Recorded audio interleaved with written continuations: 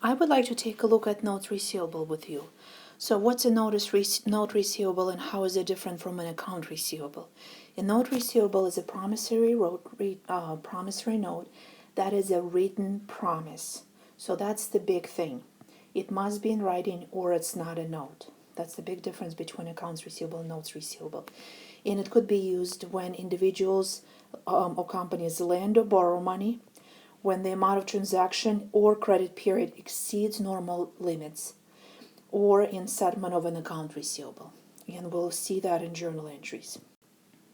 Okay, so you understand some terms that you might see in the exercises. Who is a payee?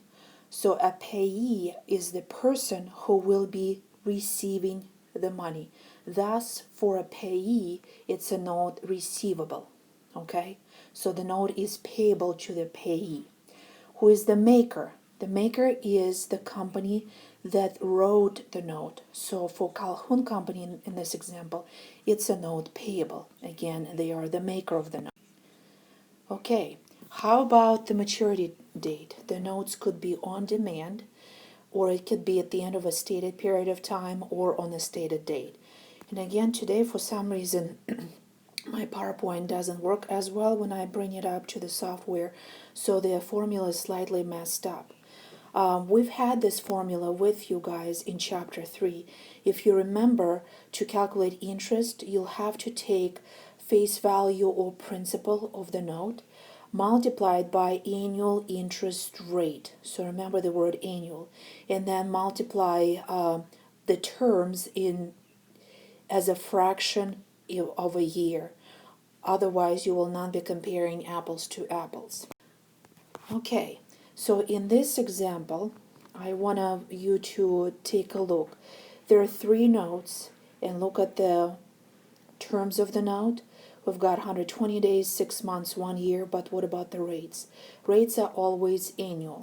So this note is actually the worst in terms of the interest rate, so it's easier to compare the notes. And then look how the interest computation is done. So why is it 120 out of 360 days? And I know it could be 365, but to make it simpler, we just use 360.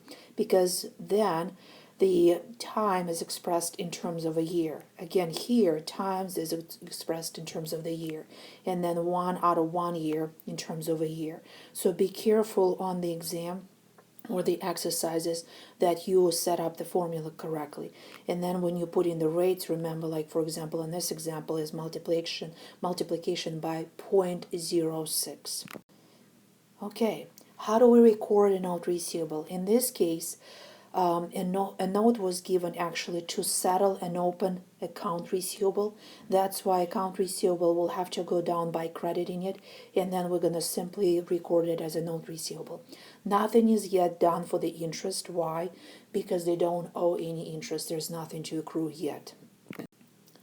Okay, how do we value notes receivable? So we did the recognition of a note, the journal entry. How do we value? Okay, so at what value will it be presented on the balance sheet?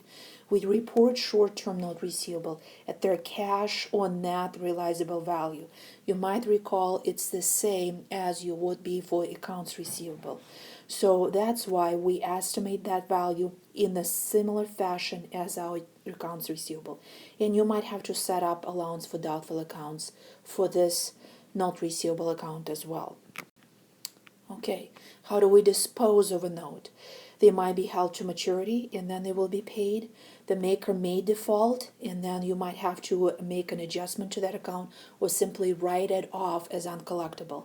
Or the holder might speed up the conversion to cash. If I'm in dire need of cash, I might sell the note receivable like I will be selling an account receivable or factoring it. Okay, let's take a look. So we say that we honor a note receivable if the maker pays it in full at its maturity date.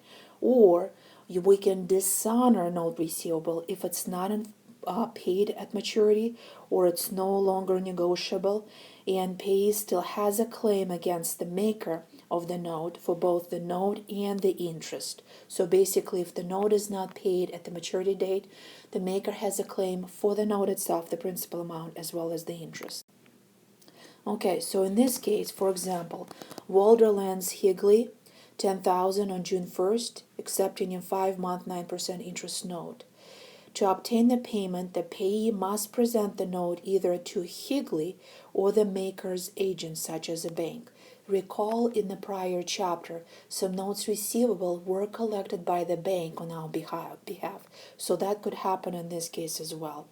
If Walder presents the note to Higley on November 1st at maturity date, that will be the journal entry that Walder make for the collection. So what will I do? I will record cash, and if I were to write the note, I would write cash, but I will just leave it blank. And then I will credit note receivable. Why? Because it was collected. And the collection was for the full face value of a note. And then to record interest revenue, how would I calculate that amount? Again, the amount got messed up a little bit. You take your principal times interest, in this case it's 9%, and then times time. And what's your time? You have 5 months, thus you have 5 out of 12 months. So your amount should be $375 that you collect worth of interest revenue. And then add the two, plug in your cash. Okay. So I kind of like this slide, even though I might have to pencil in a number here for number 2. Okay, why? Because it actually has a drawing with a timeline. Suppose instead that Walder prepares financial statement as of September 30th. Why would it matter? Well, then we have to make an adjusting journal entry by the end of September 30th. So we must then accrue interest revenue. Otherwise, if we wait until November, then the full 5 months will be recorded in November or the next fiscal year, and it's not right. So 4 months or $300. Okay, if you use the formula 10,000 times 9% times 4 out of 12 months, you'll come up with $300. Should be accrued by September 30th. And then we'll have to recognize 1 more month in the next fiscal year. So as of September 30th, you will record interest receivable. Okay, why? Cannot do cash because you're not collecting anything yet. And then you will record interest revenue. That is a revenue in this current fiscal year. And then what's going to happen later. On November 1st, when we actually collect the note receivable, again, you will write out cash as a debit, okay, and leave it blank. Then you're going to record a credit to note receivable because the note is now all gone, right, collected. You will also credit your interest receivable, the one that you just accrued at the end of prior month for $300.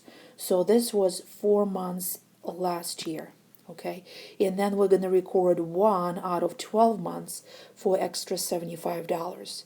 So we still have $375 like it was before, except they got split between 2 fiscal years. And the full amount the same, $10,375. If you don't understand this, please see me ASAP, because this is basically the basics of adjusting journal entries. Think back to chapter 3.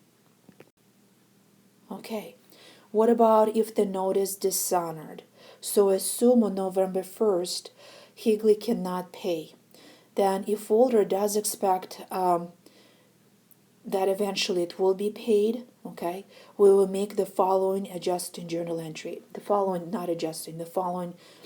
journal entry. We will have to record it as an account receivable, okay, because it's past due, so we cannot keep a note on our balance sheet that is past due. We're going to reclassify it as an account receivable. So debit account receivable, credit note receivable, so this gibberish is receivable and note at once. So this is a receivable as a note. Now we don't have the note anymore. And we're going to record the revenue as well. And the full amount will not be in cash, but rather in accounts receivable.